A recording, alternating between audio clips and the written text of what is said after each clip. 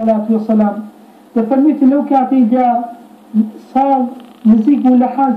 كنت يعني إمام عمر كنت يعني مادام إمام هربونا مسلمان تمانوي فيش أو بقرينو ناولاتكي خمان تمانويتن بتسين حز بكين لو كاتي أمبيا وبلو سفري حز أرواتن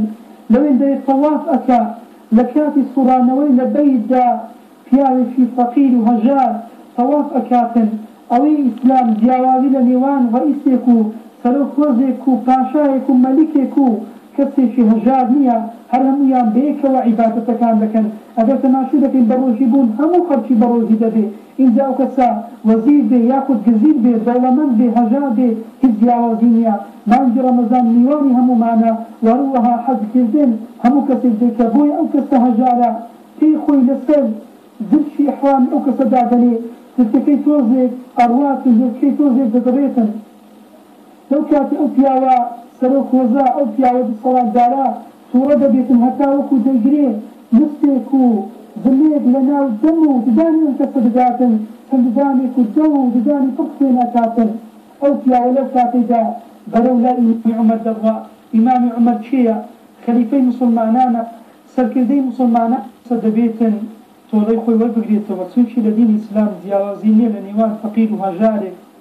يوازين لنيوان كسي كوا دولمن بي كسي كوا هجار بيتن هر همويا الذين إسلام وكو يكن لو كاتي إمام عمر وإمام عمر دفرمي دبيتن أو بياوة طولي خوي ودبقريتوا أم بياوة بلتن سون من كسيكن دصلاة دار من كسيكن سروك وزن سون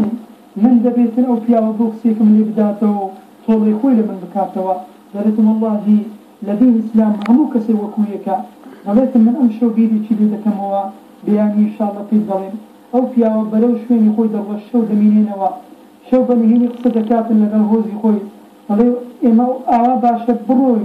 أم دينا دياوازي ناكل نيوان كسيشي دولة من لقل كسيشي هجار دياوازي ناكل نيوان كسيشي دا صلاة دال لقل كسيشي بيد الصلاة بوي باب قرينو ناو قومقي خمانو كاتب بينو بودينا